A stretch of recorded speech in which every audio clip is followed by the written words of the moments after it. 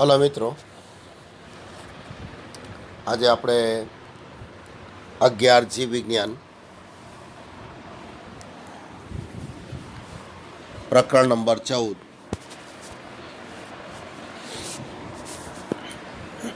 વનસ્પતિઓમાં શ્વસન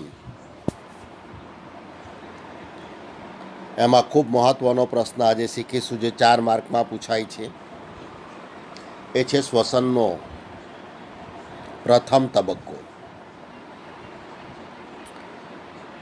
તો આપણે શ્વસન માટે જોઈ ગયા છે કે શ્વસન 2 રીતે થાય છે: ઓક્સિજનની ગેરહાજરીમાં અને ઓક્સિજનની હાજરીમાં. ઓક્સિજનની ગેરહાજરીમાં થતી શ્વસનની જે ક્રિયા છે એને આપણે અજારક શ્વસન તરીકે ઓળખી ગયા, અને ઓક્સિજનની હાજરીમાં થતી શ્વસનની જે ક્રિયા છે અને જારક શ્વસન તરીકે ઓળખવામાં આવે છે. શ્વસન જારક રીતે થાય કે અજારક રીતે, બંનેની અંદર જે પહેલો તબક્કો છે એ કોમન છે, સામાન્ય છે, અને એ છે ગ્લાયકોલાઇસિસ. તો અહીંયા આપણે પ્રશ્ન પૂછાય છે, શ્વસનનો પ્રથમ તબક્કો વર્ણવો. તો અહીંયા જારક કે અજારકનો ઉલ્લેખ કરેલો નથી, પણ જારક હોય કે અજારક હોય, બંને પ્રકારના શ્વસનમાં પ્રથમ તબક્કો ગ્લાયકોલાઇસિસ જ આવે છે. એટલે પ્રશ્ન ગ્લાયકોલાઇસિસની પ્રક્રિયા વર્ણવો પૂછાય તો પણ આ જ આવશે. શ્વસનનો પ્રથમ તબક્કો વર્ણવો પૂછાય તો પણ આ જ લખવાનું છે. એ ઉપરાંત આ પ્રથમ તબક્કો કોષરસમાં અથવા કોષરસના આધારકમાં થાય છે, એટલે કોષના આધારકમાં થતી શ્વસનની ક્રિયા વર્ણવો. તો ગ્લાયકોલાઇસિસની પ્રક્રિયા કોષના આધારકમાં થાય છે, એટલે કોષના આધારકમાં થતી શ્વસનની પ્રક્રિયા એ પણ ગ્લાયકોલાઇસિસ જ છે. અથવા જારક હોય કે અજારક બંને પ્રકારના શ્વસનમાં પહેલો તબક્કો ગ્લાયકોલાઇસિસ થાય છે. હવે આપણે જોઈએ કે અજારક શ્વસન તો ઓક્સિજનની ગેરહાજરીમાં થાય છે. તો જારક શ્વસન હોય કે અજારક, બંનેમાં આ ક્રિયા કોમન છે. તો જારક શ્વસન દરમિયાન પણ જ્યારે ગ્લાયકોલાઇસિસની ક્રિયા થાય છે ત્યારે ઓક્સિજનનો ઉપયોગ થતો નથી, એટલે એને જારક શ્વસનનો અજારક તબક્કા તરીકે પણ ઓળખવામાં આવે છે. એટલે એ રીતેમાં પ્રશ્ન પૂછાય, જારક શ્વસનનો અજારક તબક્કો વર્ણવો. તો પણ કયો આવશે? ગ્લાયકોલાઇસિસની પ્રક્રિયા. અને આ જે પ્રક્રિયા છે, કેટલાક વૈજ્ઞાનિકોએ આ તબક્કાની માહિતી આપેલી છે. આ વૈજ્ઞાનિકો છે એમ્બેડેન, મેયરહોફ અને પરનાસ. 3 વૈજ્ઞાનિકોએ આ પ્રક્રિયાની માહિતી આપેલી છે. તો એમના બહુમાન અર્થે આ 3 નામના પહેલા શબ્દોનો ઉપયોગ કરીને એમ્બેડેન એટલે ઈ, મેયરહોફ એટલે એમ, અને પરનાસ એટલે પી, એના પરથી આ પ્રશ્ન EMP પથ સમજાવો આ રીતે પણ પૂછાય છે. EMP પથ સમજાવો. અથવા આ પ્રક્રિયા દરમિયાન 6 કાર્બનયુક્ત ગ્લુકોઝના એક અણુમાંથી 3 કાર્બનયુક્ત પાયરુવિક એસિડના 2 અણુઓ બને છે. તો અહીંયા પૂછાય, ગ્લુકોઝમાંથી પાયરુવિક એસિડના 2 અણુઓ બને ત્યાં સુધીનો તબક્કો વર્ણવો શ્વસનનો. તો પણ કયો આવશે? ગ્લાયકોલાઇસિસ જ આવશે. અથવા અહીંયા જોઈ શકો C6H12O6 આપેલું છે, એટલે કે ગ્લુકોઝનો અણુ છે, ગ્લુકોઝ માટે કયું છે, અને એમાંથી પાયરુવિક એસિડના 2 અણુ બને છે. પાયરુવિક એસિડ માટે આપણે જોઈએ કે ટ્વાઇસ 2 અણુ બને છે, એટલે CH3COCOOH એટલે પાયરુવિક એસિડ, એના 2 અણુ બને છે. સાથે સાથે ATPના 2 અણુ અને NADPH2ના 2 અણુ પણ પ્રાપ્ત થાય છે. તો આ ગ્લાયકોલાઇસિસની નિપજ થઈ ગઈ. પાયરુવિક એસિડના 2 અણુઓ, 2 ATP અને NADH2ના 2 અણુઓ. તો અહીંયા ગ્લાયકોલાઇસિસની પ્રક્રિયામાં જે નિપજ મળે છે, આ સમીકરણ પરથી પણ આ પ્રશ્ન પૂછાય છે. તો કોઈ પણ રીતે આ પ્રશ્ન પૂછાય તો એમાં આપણે આ જ લખવાનું છે, ગ્લાયકોલાઇસિસ જ લખવાનું છે. અહીંયા ખ્યાલ આવી ગયો. તો હવે આપણે જોઈએ ગ્લાયકોલાઇસિસની પ્રક્રિયા, કોઈ પણ રીતે પૂછાય અહીંયા. તો ગ્લાયકોલાઇસિસની પ્રક્રિયા એટલે શ્વસન અને જારક અને અજારક બંને પ્રકારના શ્વસનમાં થતી પ્રાથમિક ક્રિયા છે. એટલે પ્રથમ તબક્કો અથવા જારક શ્વસનનો અજારક તબક્કો તરીકે ઓળખીશું. તો ગ્લાયકોલાઇસિસ વ્યાખ્યા શું છે એની? તો પહેલાં વ્યાખ્યા જોઈએ આપણે. તો ગ્લુકોઝના એક અણુમાંથી અહીંયા આપણે જોઈ શકીએ પાયરુવિક એસિડના બે અણુ બને. આ પાયરુવિક એસિડના બે અણુ બને ત્યાં સુધીના તબક્કાને શું કહેવાય? ગ્લાયકોલાઇસિસ તરીકે ઓળખવામાં આવે છે. કયા વૈજ્ઞાનિકે માહિતી આપેલી છે? તો આપણે 3 નામ જોઈ ગયા: એમ્બેડેન, મેયરહોફ અને પરનાસ. અને આ 3 વૈજ્ઞાનિકોના બહુમાન અર્થે આ તબક્કાને EMP પથ તરીકે પણ ઓળખવામાં આવે છે. અને શ્વસનનો આ તબક્કો, એનું સ્થાન ક્યાં છે? તો આ તબક્કો કોષરસના આધારકમાં ક્રિયા થાય છે. કોષના આધારકમાં થતી ક્રિયા છે. હવે આને ગ્લાયકોલાઇસિસ નામ શાના પરથી આપવામાં આવ્યું છે? તો અહીં આપણે જે ગ્લુકોઝ એક શર્કરા છે અને એનું વિઘટન થાય છે. એટલે ગ્રીક ભાષાના 2 શબ્દ એના પરથી આ ગ્લાયકોલાઇસિસ શબ્દની ઉત્પત્તિ થઈ છે. 2 શબ્દ કયા? તો પહેલો શબ્દ છે ગ્લાયકોસ. ગ્લાયકોસનો અર્થ થાય છે શર્કરા.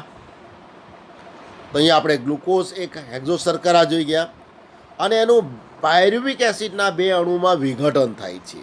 તો લાઇસિસ એનો અર્થ થાય તૂટવું અથવા વિઘટન પામવું. લાઇસિસનો અર્થ શું થાય? તૂટવું અથવા વિઘટન પામવું.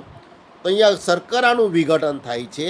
તો ગ્રીક ભાષાના 2 શબ્દ ગ્લાયકોસ અને લાઇસિસ, આના પરથી આ પ્રક્રિયાને ગ્લાયકોલાઇસિસ તરીકે ઓળખવામાં આવે છે.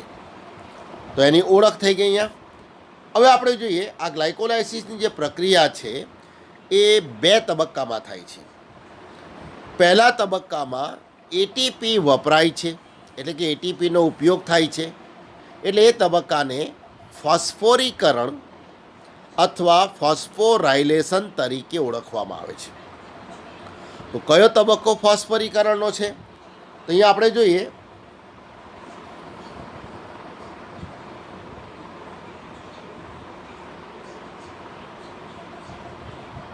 ગ્લુકોઝમાંથી અહીંયા 1,3-બાયફોસ્ફોગ્લિસરિક એસિડ બને ત્યાં સુધીની પ્રક્રિયા આપણે જોઈશું કે અહીંયા એટીપી વપરાય છે. એટીપી વપરાય છે અહીંયા. તો આ તબક્કાને આપણે કહીશું ફોસ્ફોરાયલેશન.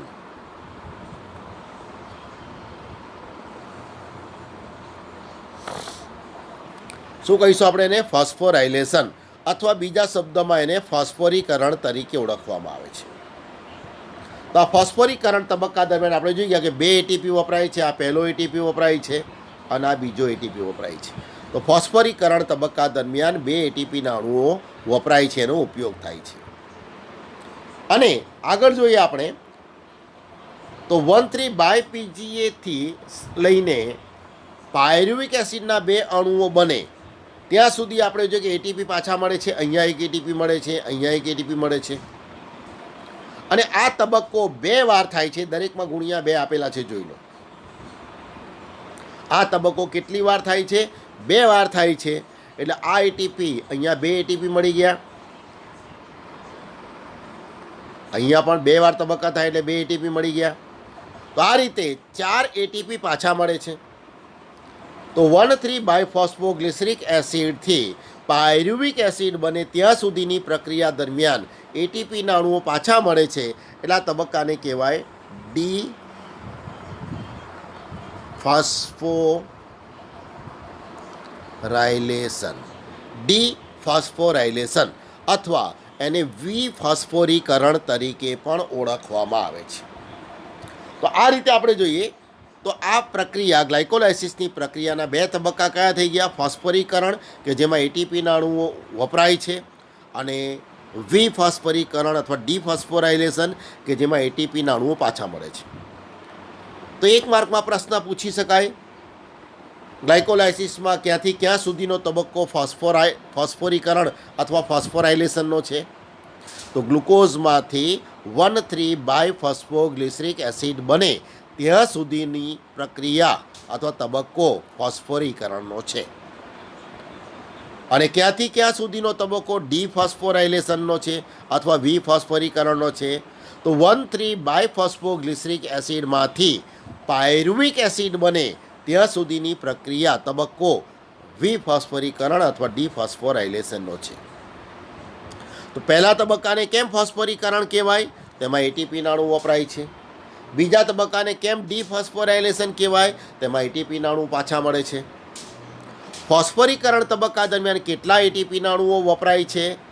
તો ફોસ્ફોરીકરણ તબક્કા દરમિયાન 2 એટીપી નાણુઓ વપરાય છે. ડીફોસ્ફોરાઇલેશન તબક્કા દરમિયાન કેટલા એટીપી નાણુઓ પાછા મળે? તો ડીફોસ્ફોરીકરણ તબક્કા દરમિયાન 2 એટીપી નાણુઓ 2 વાર મળે છે, કારણ કે 2 વાર ડીફોસ્ફોરીકરણ થાય એટલે 4 એટીપી નાણું પાછા મળે. તો નફો કેટલાનો થયો? 2 એટીપી વપરાયા, ડીફોસ્ફોરીકરણમાં 4 પાછા મળ્યા, એટલે ગ્લાયકોલાઇસિસને અંતે નફા રૂપે મળતા એટીપીની સંખ્યા કેટલી થઈ ગઈ? 2.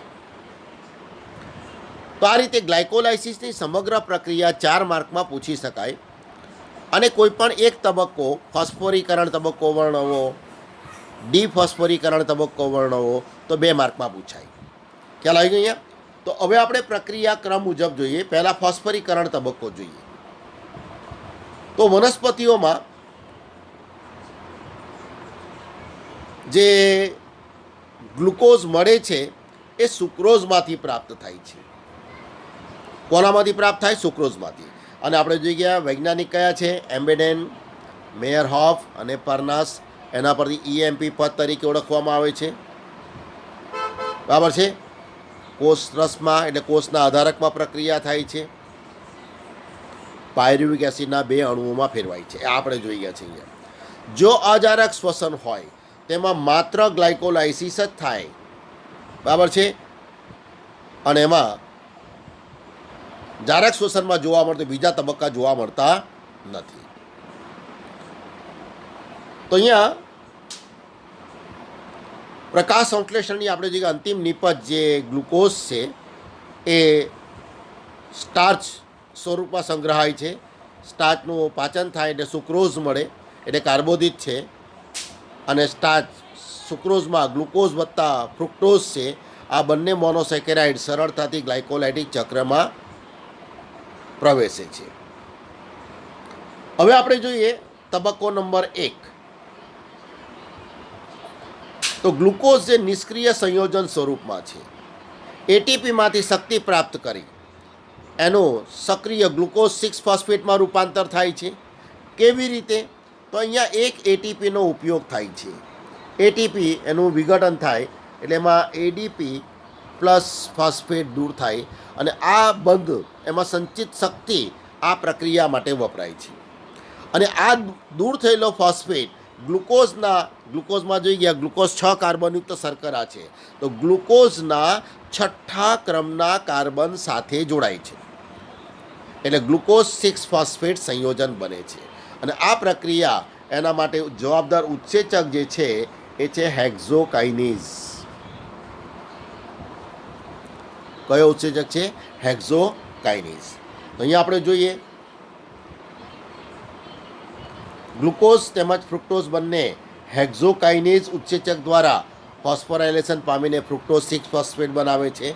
ગ્લુકોઝ એટીપી આપણે જોઈ ગયા, તો એટીપીમાંથી છૂટો પડેલો ફોસ્ફેટ ગ્લુકોઝના 6થા ક્રમના કાર્બન સાથે જોડાય એટલે ગ્લુકોઝ 6 ફોસ્ફેટ બનાવે છે. હવે ગ્લુકોઝ 6 ફોસ્ફેટ એના સમઘટકમાં ફેરવાય છે. તો અહીંયા જોઈ શકીએ બીજા તબક્કામાં ગ્લુકોઝ 6 ફોસ્ફેટ એના સમઘટકમાં ફેરવાય છે અને ગ્લુકોઝનો સમઘટક છે ફ્રુક્ટોઝ.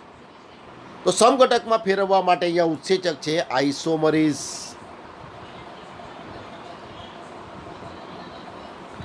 કયો ઉત્સેચક છે? આઇસોમરેઝ. તો આઇસોમરેઝની મદદથી ગ્લુકોઝ 6 ફોસ્ફેટ એના સમઘટક ફ્રુક્ટોઝ 6 ફોસ્ફેટમાં ફેરવાય છે. અહીંયા આપણે જોઈ શકીએ સમઘટક ફ્રુક્ટોઝ 6 ફોસ્ફેટમાં ફેરવાય છે આ ગ્લુકોઝ અને ફ્રુક્ટોઝ એનો ચયાપચયિક પથ એક સરખો છે. હવે વિવિધ ઉત્સેચકના નિયંત્રણ હેઠળ ગ્લાયકોલાઇસિસમાં શ્રેણીબદ્ધ 10 પ્રક્રિયાઓ કુલ થાય છે અને એમાંથી પાયરુવિક એસિડનું નિર્માણ થાય છે. આગળનો તબક્કો હવે આપણે લઈએ તો હવે ફ્રુક્ટોઝ 6 ફોસ્ફેટ છે અહીંયા, બરાબર છે. તો એટીપી એનો ઉપયોગ થાય છે અહીંયા. તો ફરીથી અહીંયા એટીપીનું રૂપાંતર શામાં થઈ જાય? એડીપી પ્લસ પી ફોસ્ફેટમાં. અને આ ફોસ્ફેટ ફ્રુક્ટોઝ 6 ફોસ્ફેટના પહેલા ક્રમના કાર્બન સાથે જોડાય છે. આ એ દેખાય છે અહીંયા. તો એ ફ્રુક્ટોઝ 6 ફોસ્ફેટમાં એક ફોસ્ફેટ જોડાયેલો જ હતો, બીજો ફોસ્ફેટ ઉમેરાયો એટલે ફોસ્ફેટની સંખ્યા 2 થઈ ગઈ, એટલે બાય ફોસ્ફેટ બની ગયા. અને 2 ફોસ્ફેટ કયા ક્રમના કાર્બન સાથે જોડાયેલા છે? તો એક પહેલા ક્રમના કાર્બન સાથે જોડાયો અને એક તો છઠ્ઠા ક્રમના કાર્બન સાથે પહેલાં જોડાયેલો જ હતો. તો ફ્રુક્ટોઝ 1,6 બાયફોસ્ફેટ બને છે. ખ્યાલ આવી ગયો? ફ્રુક્ટોઝ 1,6 બાયફોસ્ફેટ એટલે ફ્રુક્ટોઝ 6 ફોસ્ફેટનું ફોસ્ફરીકરણ થયું. જોઈ લઈએ આપણે અહીંયા. હવે ફ્રુક્ટોઝ 6 ફોસ્ફેટ એટીપીની હાજરીમાં ફ્રુક્ટોઝ 1,6 બાયફોસ્ફેટમાં રૂપાંતર થાય છે. તો આ રીતે એટીપીનો ઉપયોગ 2 તબક્કામાં થાય છે. પહેલો તબક્કો કે ગ્લુકોઝમાંથી ગ્લુકોઝ 6 ફોસ્ફેટમાં ફેરવાય ત્યારે, અને બીજો તબક્કો કે જેમાં ફ્રુક્ટોઝ 6 ફોસ્ફેટનું ફ્રુક્ટોઝ 1,6 બાયફોસ્ફેટમાં રૂપાંતર થાય ત્યારે. તો આ રીતે ક્યારે એટીપીના અણુ વપરાય છે એ રીતે પણ પ્રશ્ન પૂછી શકાય છે. હવે આગળ જોઈએ આપણે તો ફ્રુક્ટોઝ 1,6 બાયફોસ્ફેટ અથવા ડાયફોસ્ફેટ એનું એકબીજામાં રૂપાંતર થઈ શકે તેવા 2 ટ્રાયોઝ બને છે. 2 ટ્રાયોઝ કયા? એક તો ફોસ્ફોગ્લિસરાલ્ડિહાઇડ અથવા આપણે એને ગ્લિસરાલ્ડિહાઇડ ફોસ્ફેટ કહીશું. 3 કાર્બનયુક્ત છે, પણ ગ્લિસરાલ્ડિહાઇડ સાથે ફોસ્ફેટ જોડાયેલો છે. આ ફોસ્ફેટ કયા ક્રમના કાર્બન સાથે જોડાયેલો છે? તો ત્રીજા ક્રમના કાર્બન સાથે જોડાયેલો છે. એટલે ગ્લિસરાલ્ડિહાઇડ 3 ફોસ્ફેટ અથવા એને G3P તરીકે પણ ગ્લિસરાલ્ડિહાઇડ ફોસ્ફેટ ત્રીજા ક્રમના કાર્બન સાથે જોડાયેલો છે. તો અહીંયા G3P ખાસ યાદ રાખજો. G3P એટલે કયો અણુ? તો ગ્લિસરાલ્ડિહાઇડ ફોસ્ફેટ અથવા ફોસ્ફોગ્લિસરાલ્ડિહાઇડ. તો એક ટ્રાયોઝ બને છે ફોસ્ફોગ્લિસરાલ્ડિહાઇડ અને બીજો ટ્રાયોઝ બને છે ડાયહાઇડ્રોક્સી એસિટોન ફોસ્ફેટ. બંને એકબીજામાં રૂપાંતર પામી શકે તેવા ટ્રાયોઝ છે. હવે આગળની પ્રક્રિયામાં માત્ર ફોસ્ફોગ્લિસરાલ્ડિહાઇડ સ્વરૂપે જ પ્રક્રિયામાં ભાગ લઈ શકે. આપણે જોઈ શકીએ પ્રક્રિયા ફોસ્ફોગ્લિસરાલ્ડિહાઇડની નીચે જ બતાવી છે. ડાયહાઇડ્રોક્સી એસિટોન ફોસ્ફેટ એ પ્રક્રિયામાં સીધો ભાગ લેતો નથી. એક ફોસ્ફોગ્લિસરાલ્ડિહાઇડમાંથી એક પાયરુવિક એસિડ બને, પછી આ ડાયહાઇડ્રોક્સી એસિટોન ફોસ્ફેટ શામાં ફેરવાઈ જાય? ફોસ્ફોગ્લિસરાલ્ડિહાઇડમાં, અને બીજી વખત પાછી આ પ્રક્રિયા થાય. તો એક ફોસ્ફોગ્લિસરાલ્ડિહાઇડમાંથી એક પાયરુવિક એસિડ બને, તો બીજી વખત જ્યારે DHAP ફોસ્ફોગ્લિસરાલ્ડિહાઇડમાં ફેરવાશે ત્યારે બીજો પાયરુવિક એસિડ બનશે. તો આ રીતે હવે પછીની પ્રક્રિયા કેટલી વાર થાય છે? 2 વાર. દરેકમાં ગુણ્યા 2 આપેલા છે, જોઈ લેજો. હવે પછીની પ્રક્રિયા કેટલી વાર થાય છે? 2 વાર થાય છે. પણ આગળની પ્રક્રિયામાં માત્ર કોણ ભાગ લઈ શકે? તો PGAL ફોસ્ફોગ્લિસરાલ્ડિહાઇડ જ ભાગ લઈ શકે. હવે આગળની પ્રક્રિયા આપણે જોઈએ તો ફોસ્ફોગ્લિસરાલ્ડિહાઇડનું ઓક્સિડેશન થાય છે. શું થાય છે? ઓક્સિડેશન. હવે ઓક્સિડેશન એટલે ઓક્સિજન ઉમેરવાની ક્રિયા એમ જોઈએ, પણ અહીંયા ગ્લાયકોલાઇસિસની જે પ્રક્રિયા છે એમાં તો ઓક્સિજન ઉમેરાતો જ નથી. એ તો અજારક શ્વસનની ક્રિયા છે. તો અહીંયા ઓક્સિડેશનની વ્યાખ્યામાં આપણે જોઈએ કે ઓક્સિજન ઉમેરવાની ક્રિયા અથવા તો એમાંથી હાઇડ્રોજન દૂર થવાની ક્રિયા કે ઇલેક્ટ્રોન મુક્ત થવાની ક્રિયા કે શક્તિ મુક્ત થવાની ક્રિયા, એને પણ ઓક્સિડેશન કહીશું. તો આ તબક્કાની અંદર H+ આયનો મુક્ત થાય છે, એટલે હાઇડ્રોજન ગુમાવાય છે, એટલે ઓક્સિડેશનની ક્રિયા થાય છે. અને આ હાઇડ્રોજન ગુમાય છે તેનો સ્વીકાર કોણ કરે? તો હાઇડ્રોજનગ્રાહી પદાર્થ NAD. તો NADના 2 અણુઓ NAD, બરાબર છે, કારણ કે 2 વાર ક્રિયા થાય એટલે અહીંયા વત્તા અથવા આપણે એક લઈએ આપણે H+ આયનો 2 વાર છે ગુણ્યા 2, તો NaDH2 બનશે. એક વખતની પ્રક્રિયામાં એક તો બે વખતની પ્રક્રિયામાં બે. NADના અણુઓ હાઇડ્રોજન ગ્રહણ કરીને રિડ્યુસ થાય અને રિડક્શન થાય NADનું એટલે સમા ફેરવાઈ જશે. તો એક વખત પ્રક્રિયા થાય તો NAD plus twice H plus તો એમાંથી બનશે NADH2. બે વાર પ્રક્રિયા થાય તો બે અણુ થઈ ગયા, બરાબર છે. તો આ રીતે ઓક્સિડેશન થયું. સાથે સાથે આ તબક્કાની અંદર એક અકાર્બનિક ફોસ્ફેટ પણ ઉમેરાય છે, H3PO4. અકાર્બનિક ફોસ્ફેટ પણ ઉમેરાય છે અને ફોસ્ફોગ્લિસરાલ્ડિહાઇડમાં એક ફોસ્ફેટ હતો જ, બીજો એક ફોસ્ફેટ ઉમેરાયો. તો હવે ફોસ્ફેટની સંખ્યા કેટલી બની? જે સંયોજન બને તેમાં, તો જે કાર્બનિક એસિડ બને તેમાં ફોસ્ફેટ બે થઈ ગયા. તો કાર્બનિક એસિડ બને છે PGA અને એમાં ફોસ્ફેટની સંખ્યા કેટલી થઈ ગઈ? બે. તો બાયફોસ્ફોગ્લિસરિક એસિડ આપણે એને કહીશું. તો બે ફોસ્ફેટ કયા ક્રમના કાર્બન સાથે જોડાયેલા છે? તો એક ફોસ્ફેટ પહેલા ક્રમના કાર્બન સાથે અને બીજો ત્રીજા ક્રમના કાર્બન સાથે. તો આ રીતે ફોસ્ફોગ્લિસરાલ્ડિહાઇડ એનું ઓક્સિડેશન થયું એટલે એમાંથી 1,3 બાયફોસ્ફોગ્લિસરિક એસિડનો અણુ બને છે અને આ દરમિયાન અકાર્બનિક ફોસ્ફેટ ઉમેરાય છે અને ઓક્સિડેશન થાય એટલે ટ્વાઇસ H પ્લસ આયનો એમાંથી દૂર થાય છે. હવે 1,3 બાયફોસ્ફોગ્લિસરિક એસિડ બનવાની ક્રિયા ત્યાં સુધી આપણે જોઈએ ફોસ્ફોરાઇલેશન. હવે પછીની જે પ્રક્રિયા છે એ કઈ છે? એમાંથી એટીપી પાછા મળે એટલે એને આપણે કહીશું ડી ફોસ્ફોરાઇલેશન. તો એટીપી કઈ રીતે પાછા મળે છે? તો 1,3 બાયફોસ્ફોગ્લિસરિક એસિડમાં કેટલા ફોસ્ફેટ છે? બે. એમાં પહેલા ક્રમનો ફોસ્ફેટ એમાંથી દૂર થઈ જાય, ફોસ્ફેટ દૂર થઈ જાય અને એ ફોસ્ફેટ એડીપી સાથે જોડાય એટલે શું બનાવે? એટીપી. અને આ પ્રક્રિયા બે વાર થશે એટલે બે એટીપીના અણુઓ બનશે અહીંયા. તો એક ફોસ્ફેટ દૂર થઈ ગયો, કયા ક્રમનો? પહેલા ક્રમનો, બરાબર છે. તો હવે એક જ ફોસ્ફેટ રહી ગયો, એ કયો? ત્રીજા ક્રમના કાર્બન સાથે જોડાયેલો. એટલે 1,3 બાયફોસ્ફોગ્લિસરિક એસિડમાંથી હવે કયો કાર્બનિક એસિડ બની ગયો? 3 ફોસ્ફોગ્લિસરિક એસિડ એટલે કે ફોસ્ફોગ્લિસરિક એસિડ કે જેમાં ફોસ્ફેટ ત્રીજા ક્રમના કાર્બન સાથે જોડાયેલો છે. તો આ રીતે પહેલી વખત એક વખતના ડીફોસ્ફોરાઇલેશનમાં પહેલી વખત એક એટીપીના અણુનું નિર્માણ થયું.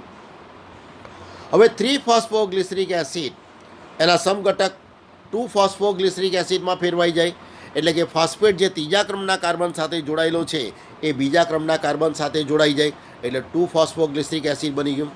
અને 2 ફોસ્ફોગ્લિસરિક એસિડમાંથી પાણીનો અણુ દૂર થાય એટલે કે અહીંયા નિર્જલીકરણની ક્રિયા થાય અને નિર્જલીકરણની ક્રિયા થાય એમાંથી બને ફોસ્ફોઇનોલ પાયરુવિક એસિડ, જેને આપણે PEP તરીકે ઓળખી ગયા, PEP તરીકે ઓળખી ગયા.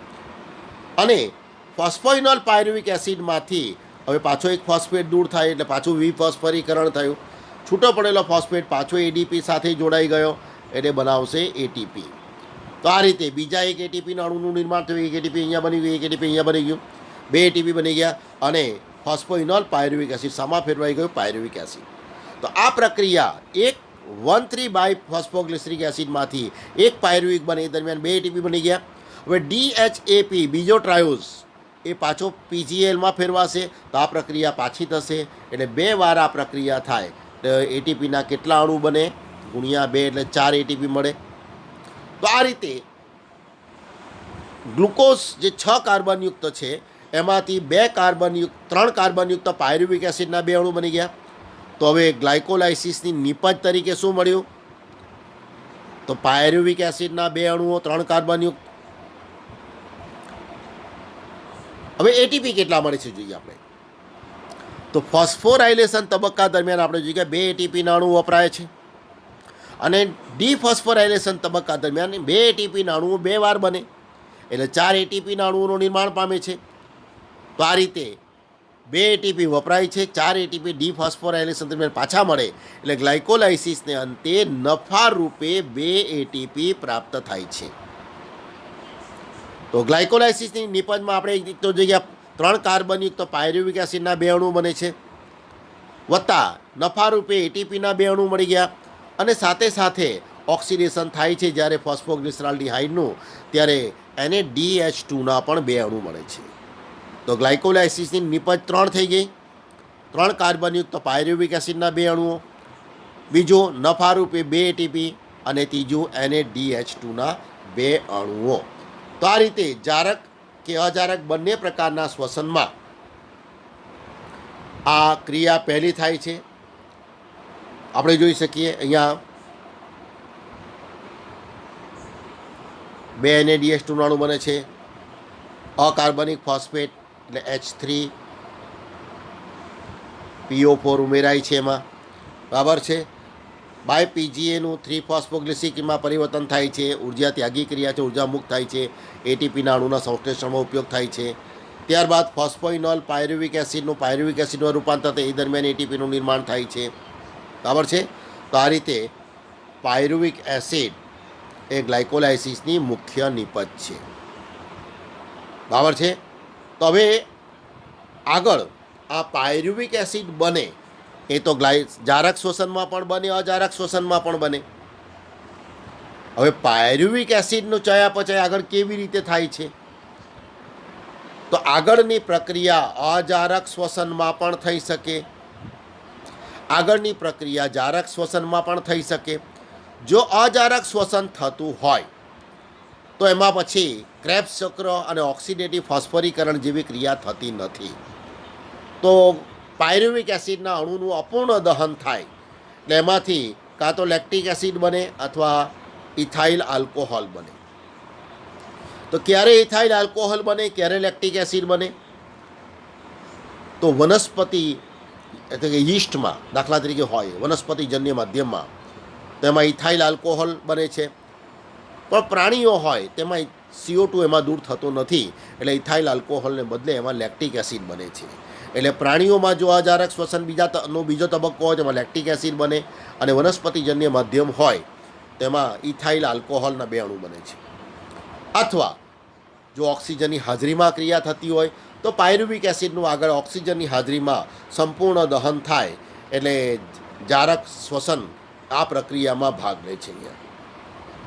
અને પાયરુવિક એસિડ એનું સંપૂર્ણ દહન થાય, તેમાંથી કાર્બન ડાયોક્સાઇડ અને પાણીના અણુનું નિર્માણ થાય છે, અને એમાંથી પુષ્કળ શક્તિ મુક્ત થાય છે. તેની શ્વસનને આપણે જારક શ્વસન તરીકે ઓળખીશું. તો આ રીતે પાયરુવિક એસિડનું ચયાપચયના પથ કયા? તો 3 પથ. લેક્ટિક એસિડનું આથવણ એટલે પ્રાણીજન્ય માધ્યમમાં અજારક શ્વસનનો બીજો તબક્કો, આલ્કોહોલિક આથવણ યીસ્ટ એટલે વનસ્પતિજન્ય માધ્યમમાં અજારક શ્વસનનો બીજો તબક્કો, અને ત્રીજો જો ઓક્સિજનની હાજરીમાં થતી હોય તો પાયરુવિક એસિડના અણુઓ હવે કોષ રસમાંથી કણાભ સૂત્રમાં દાખલ થશે, અને આગળની પ્રક્રિયા જે ઓક્સિજનની હાજરીમાં થાય છે કણાભ સૂત્રમાં થાય છે, એને આપણે જારક શ્વસન કહીશું. તો પાયરુવિક એસિડ એના ચયાપચયના કેટલા પદ થઈ ગયા? પાયરુવિક એસિડ અથવા પાયરુવેટ કહીશું તો એના 3 પદ થઈ ગયા: લેક્ટિક એસિડ આથવણ, આલ્કોહોલિક આથવણ અથવા જારક શ્વસનનો પથ. હવે આમાં કેટલાક પૂર્ણ નામમાં પૂછાય છે. પૂર્ણ નામ કયા કયા પૂછાય છે અને કયા કયા ઉત્સેચકો ભાગ લે છે? ઉત્સેચકો ફરી જોઈ લઈએ આપણે. તો પહેલા તબક્કામાં ઉત્સેચક છે હેક્ઝોકાઇનેઝ ઉત્સેચક. બીજા તબક્કામાં સમઘટકમાં ફેરવાય છે એટલે આઇસોમરેઝ ઉત્સેચક. અને 1,6 બાયફોસ્ફેટમાંથી 2 ટ્રાયોઝ બને ઉત્સેચક છે લાઇગેઝ, અને એનો પ્રકાર છે લાઇઝિસ પ્રકારનો ઉત્સેચક છે, બરાબર છે. તો આ ઉત્સેચક થઈ ગયા. હવે ATP adenosine triphosphate, ADP adenosine diphosphate, બરાબર છે. અહીંયા ફોસ્ફોગ્લિસરાલ્ડિહાઇડ એટલે આપણે એને કહીશું PGAL, અથવા એને આપણે G3P તરીકે પણ ઓળખી ગયા. ડાયહાઇડ્રોક્સી એસિટોન ફોસ્ફેટ એટલે DHAP એટલે ડાયહાઇડ્રોક્સી એસિટોન ફોસ્ફેટ.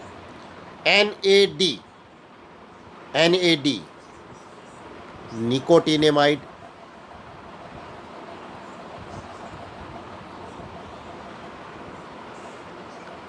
એડિનાઇન ડાયફોસ્ફેટ. અને NADH2 એટલે રિડ્યુસ શબ્દ લગાવી દેવાનો, રિડ્યુસ્ડ નિકોટિનેમાઇડ એડિનાઇન ડાય ન્યુક્લિયોટાઇડ. ત્યારબાદ PEP ફોસ્ફોઇનોલ પાયરુવિક એસિડ. તો આ કેટલાક પૂર્ણ નામ પણ એમાં પૂછાય છે, બરાબર છે. તો આ પરિપથ EMP પદ ખૂબ મહત્ત્વનો પ્રશ્ન થઈ ગયો છે. 4 માર્કમાં આખો પ્રશ્ન પૂછાય છે. ગ્લાયકોલાઇસિસ અથવા EMP પદ અથવા જારક શ્વસનનો અજારક તબક્કો અથવા કોષના અધારકમાં થતી શ્વસનની ક્રિયા અથવા શ્વસનનો પ્રથમ તબક્કો. 2 માર્કમાં ગ્લુકોઝમાંથી 1,3 બાયફોસ્ફોગ્લિસિક એસિડ બને ત્યાં સુધીનો તબક્કો ફોસ્ફોરીકરણ તબક્કો સમજાવો, અથવા 1,3 બાયફોસ્ફોગ્લિસિક એસિડમાંથી પાયરુવિક એસિડ ના બને ત્યાં સુધીની પ્રક્રિયા એટલે ડીફોસ્ફોરાઇલેશનની પ્રક્રિયા સમજાવો. કોઈ પણ રીતે આ પ્રશ્ન આવી શકે. અને MCQ પ્રશ્ન તો જોઈ ગયા આપણે. ફોસ્ફોરીકરણ તબક્કામાં કેટલા ATP વપરાય છે? તો 2. કયા તબક્કામાં વપરાય છે એ પણ MCQમાં પૂછાય છે. આમાંથી કયા તબક્કા દરમિયાન ATPનો ઉપયોગ થાય છે? અને વિફોસ્ફોરીકરણ તબક્કા દરમિયાન કેટલા ATP મળે? તો 2. આ તબક્કો 2 વાર આવે એટલે કુલ 4 ATP મળે. એટલે ગ્લાયકોલાઇસિસમાં નફારૂપે કેટલા ATP મળે? તો 2 ATP. અને છેલ્લો પ્રશ્ન પૂછાય ગ્લાયકોલાઇસિસની નિપજ કઈ? તો આ રીતે આમાંથી પ્રશ્નો આવે છે. ખૂબ મહત્ત્વનો પ્રશ્ન છે. Thank you all.